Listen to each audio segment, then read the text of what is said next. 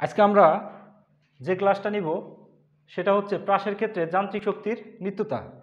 সুপ্রিয় শিক্ষার্থীবৃন্দ, আমরা খাড়া উপরের দিকে নিক্ষিপ্ত বস্তুর ক্ষেত্রে যান্ত্রিক শক্তির নিত্যতা জানি, বা আনত তল বরাবরও জানি, অথবা সরল দোলকের ক্ষেত্রেও জানি। এই টপিকটা অনেক সময় অ্যাডমিশন টেস্টে বা সৃজনশীল কোশ্চেন বা বিভিন্ন ইঞ্জিনিয়ারিং যে অ্যাডমিশনগুলো আছে সেক্ষেত্রে আসে। প্রাসের ক্ষেত্রে যান্ত্রিক শক্তির নিত্যতা। এখন এখানে দেখো, ও একটা বিন্দু যেখানে থেকে কোনো একটা বস্তুকে ভি নট বেগে থিটা নট কোণে নিক্ষেপ করা হয়েছে। এখন বস্তুটা তার গতিপথ অর্থাৎ বক্রপথ গমন করছে। এ বিন্দুতে সর্বাধিক উচ্চতায় থাকে সে, আবার বি বিন্দুতে আবার ফেরত আসে। তাহলে এ বিন্দুতে যে সর্বাধিক উচ্চতা সেটা কত লেখা আছে আমার? এইচ। প্রাসের ক্ষেত্রে এই সর্বাধিক উচ্চতার যে সূত্রটা আমরা জানি, H equal V naught square sine square theta naught by 2g। প্রাসের ক্ষেত্রে আমরা এটা জানি। আর এই প্রাসের টপিকটা হলো আমাদের গতিবিদ্যার অধ্যায়ে। তো এটা আবার আমাদের কাজ শক্তি অধ্যায়ের যান্ত্রিক শক্তির নিত্যতার ভিতরেও পড়ে। সে কারণে আমাদের দেখানোর টপিকস যে প্রাসের ক্ষেত্রে যান্ত্রিক শক্তির নিত্যতাটা রক্ষিত হয় কি না। দেখো, আমরা এখানে যে বিন্দুটা ধরছি সেই বিন্দুটা ধরছি কত আমরা? ও। তাহলে শুরুর মোমেন্টে দেখো, ও বিন্দু মানে কি? সাম্য অবস্থা। এখানে কোনো বিভব শক্তি আছে? নাই। তাহলে বস্তুটাকে কত বেগে নিক্ষেপ করছো তুমি? ভি নট বেগে নিক্ষেপ করছো। তার মানে ও বিন্দুর ক্ষেত্রে যদি তুমি লেখো, ও বিন্দুতে বিভব শক্তি ইপি ইকুয়াল কত? 0। আর ও বিন্দুতে বস্তুটাকে কি বেগে নিক্ষেপ করছো তুমি? ভি নট বেগে। তাহলে তার গতিশক্তি হবে E K equal half M V naught square. যান্ত্রিক শক্তি আমরা বলতে কি বুঝি? গতিশক্তি আর বিভব শক্তি। তাহলে আমরা লিখতে পারি যান্ত্রিক শক্তি E equal E P plus E K. তাহলে দেখো, এখানে ইপি এর মান কত পাইছি আমি? 0। আর ইকে এর কত মান পাইলাম আমরা? Half M V naught square. তার মানে আমরা নিক্ষেপের মোমেন্টে ও বিন্দু থেকে বস্তুটাকে নিক্ষেপ করা হয়েছে। নিক্ষেপের মোমেন্টে বস্তুটার সমস্ত যে যান্ত্রিক শক্তি সেটা টোটালি গতিশক্তি, সেখানে কোনো বিভব শক্তি নাই। তাহলে আমরা ও বিন্দুর ক্ষেত্রে লিখে রাখি E equal half M V naught square. এখন আমরা এই এ বিন্দুর ক্ষেত্রে যাব। প্রাসের ক্ষেত্রে থেকে আমরা জানছি যে এ বিন্দুতে তার উল্লম্ব দিকে যে বেগের উপাংশ থাকে সেটা 0। অর্থাৎ এটাকে আমরা এ ধরলাম, উল্লম্ব দিকে তার বেগের উপাংশ হলো আমার বিওয়াই, আর এই দিকে যে বেগ সেটা হলো আমার বিএক্স। আর উল্লম্ব দিকে তার বেগের উপাংশ কি হয়? 0। উল্লম্ব দিকে বেগের উপাংশ কত? 0। আর এই ভিএক্স যেটাকে আমরা লিখতে পারি আসলে V naught cos theta not. এটাকে আমরা কিভাবে লিখলাম ব্যাখ্যাটা আমরা একটু বোঝার চেষ্টা করি। এখানে থেকে তুমি ভি নট বেগে নিক্ষেপ করছো কত কোণে? থিটা নট কোণে। তাহলে এখানে তুমি দুইটা উপাংশে ভাগ করতে পারো, একটা হলো এক্স অক্ষ বরাবর আর একটা হলো ওয়াই অক্ষ বরাবর। দেখো, এক্স অক্ষ বরাবর যেটাকে লিখি আমরা কত? বিএক্স 0, সেটাকে আমরা লিখি V naught cos theta naught. আর ওয়াই অক্ষ বরাবর যেটাকে লিখি সেটা হলো আমরা জানি V naught sine theta naught. এই দুইটা পিছনে লেখার পিছনে কারণটা হলো যে দেখো, এই যে থিটা নট এই দিক বরাবর আমি কি লিখছি? বিএক্স 0। ভি নটটা এক্স অক্ষের সাথে কত কোণ আছে? থিটা কোণে।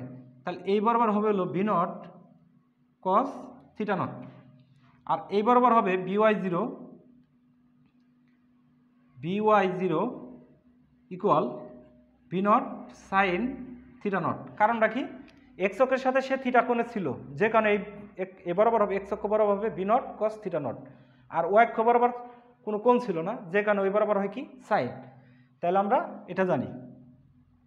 এখন এই যে অনুভূমিক দিকে আমরা মানটা পাইছি ভিএক্স 0 ইকুয়াল কত? V naught cos theta not.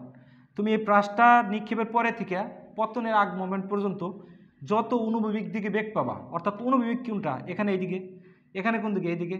যত অনুভূমিক দিকে বেগ পাবা এটার কোনো পরিবর্তন হবে না। কথাটা একটু খেয়াল রাখতে হবে যে নিক্ষেপের পরে থেকে পতনের আগ মোমেন্ট পর্যন্ত অনুভূমিক দিকে যে বেগের হিসাবটা, সেই ভি নট কস থিটা নটের কোনো পরিবর্তন হবে না।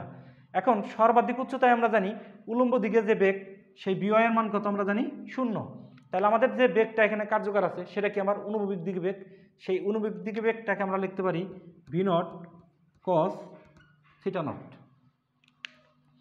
তাহলে আমরা এখানে থেকে দেখলাম যে বিএক্স ইকুয়াল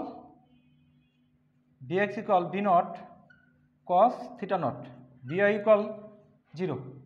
তাহলে এখন দেখো সর্বাধিক উচ্চতা বিন্দু যেটা সেটা এ বিন্দুর ক্ষেত্রে যদি আমি লিখি এ বিন্দুর ক্ষেত্রে আমি শুরুতে গতিশক্তি লিখব। তাহলে গতিশক্তি, তাহলে এ বিন্দুতে গতিশক্তিটা সর্বনিম্ন, এ বিন্দুতে গতিশক্তিটা কি সর্বনিম্ন, কারণ কি তার উলম্ব বেগ নাই, তার বেগ কোনটা আছে শুধু অনুভূমিক বেগটা আছে, যে কারণে তার গতিশক্তিটা কি হয় শূন্য হয়। তাহলে আমি এখানে লিখতে পারি হাফ এম বিএক্স স্কোয়ার। তাহলে দেখো এটাকে আবার আমি লিখতে পারি কত, হাফ এম বিএক্স এর পরিবর্তে লিখতে পারি আমরা V naught square cos square theta not. সুপ্রিয় শিক্ষার্থীবৃন্দ, মাঝে মধ্যে তোমাকে বলতে পারে যে একটা প্রাসের সর্বাধিক উচ্চতায় গতিশক্তি কত, গতিশক্তির মানটা বের করো। দেখো গতিশক্তির আমরা রাশিমালা পাইছি, সেই রাশিমালা half M V naught square cos square theta naught, theta নটের মান দেওয়া থাকবে, ভি নটের মান দেওয়া থাকবে, আর যে বস্তুর কথা বলবে তার বর্ডটা দেওয়া থাকবে। তার মানে আমরা এ বিন্দুর ক্ষেত্রে গতিশক্তি পাইলাম। তাহলে আমরা এ বিন্দুর ক্ষেত্রে পাইলাম গতিশক্তি equal half M V naught square cos square theta naught. এখন এই বিন্দুর ক্ষেত্রে আবার যদি আমি বিভব শক্তি বের করি তাহলে সেটাকে লিখতে পারি আমরা ইপি ইকুয়াল লিখতে পারি কত আমরা এমজি এইচ। দেখো ভূমি থেকে এ বিন্দুর উচ্চতা কত ধরা হয়েছে, এইচ ধরা হয়েছে, তার মানে সেই ক্ষেত্রে বিভব শক্তি ইপি ইকুয়াল কত এমজি এইচ। এখানে থেকে দেখো আমরা এমজি বসালাম আর এইচ এর মান জানি কি আমরা, এই মানটা আমরা জানি, মানটা বসিয়ে দেই V naught square sine square theta naught by হলো 2g। এইচ এর মানটা আমরা এখানে বসিয়ে দিছি। তাহলে এখানে থেকে দেখো এই জি কাটা যায়, তাহলে আমার থাকে কি half M V naught square sine square theta naught. তার মানে আমরা এ বিন্দুতে বিভব শক্তি পাইলাম half M V naught square sine square theta naught, V naught square sine square theta naught. তোমাকে যদি বলে যে বেগের মান দেওয়া আছে, ভর দেওয়া আছে, কোণের মান দেওয়া আছে, যে সর্বাধিক উচ্চতায় বিভব শক্তি বের করো, তাহলে তুমি এই সূত্রটা বসিয়ে দিয়ে মানটা বের করে নিতে পারবা। তাহলে এ বিন্দুর ক্ষেত্রে আমরা বিভব শক্তি পাইছি EP equal half M V naught square sine square theta naught. এখন যান্ত্রিক শক্তি বলতে আমরা বুঝি, যান্ত্রিক শক্তি বলতে বুঝি আমরা গতিশক্তি আর বিভব শক্তি। তাহলে এ বিন্দুর ক্ষেত্রে যান্ত্রিক শক্তি আমরা লিখতে পারি ইপি প্লাস ইকে, এটা আমরা লিখতে পারি। ইপি এর মান কত পেলাম আমরা, এটা লিখতে পারি আমরা half M V naught square sine square theta naught. তারপরে গতিশক্তির পরিবর্তে আমরা লিখতে পারি এটা half M V naught square cos square theta naught. তাহলে দেখো আমরা বিভব শক্তির মানটা বসাইছি, গতিশক্তির মান যে ক্যালকুলেশন করে পাইছি সেটা বসাইছি। দুইটা অংশ থেকে আমরা একটা কাজ করতে পারি, এখানে half M V naught square, এখানে half M V naught square common নিতে পারি। তাহলে আমরা কমন নিলাম half M V naught square, আস্তে আস্তে এখানে আমার সাইন স্কোয়ার থিটা নট, আর এখানে আসলে আমাদের কজ স্কোয়ার থিটা নট। তাহলে দেখো আমরা যে রাশিমালাটা পেলাম half M V naught square sine square theta naught plus cos square theta naught. এখন sine square theta naught plus cos square theta naught বলতে কত জানি আমরা 1, তাহলে এটার পরিবর্তে আমরা কত লিখতে পারি 1। তার মানে দেখো এ বিন্দুতে মোট যান্ত্রিক শক্তি পাইলাম আমরা half M V naught square. তাহলে এ বিন্দুতে যে মোট যান্ত্রিক শক্তি সেটাকে আমরা লিখতে পারি half M V naught square. দেখো বস্তুটাকে যখন নিক্ষেপ করছিলাম তখন তার কোনো বিভব শক্তি ছিল না, সমস্তটাই ছিল গতিশক্তি। ওই মোমেন্টে তার মোট যান্ত্রিক শক্তি ছিল গতিশক্তির সমান, সেই ও বিন্দুতে গতিশক্তি বা যান্ত্রিক শক্তি ছিল E equal half M V naught square. আর এ বিন্দুতে মোট যান্ত্রিক শক্তি আমরা পাইলাম half M V naught square. তার মানে আমরা বলতে পারি যে প্রাসের ক্ষেত্রেও যান্ত্রিক শক্তির নিত্যতা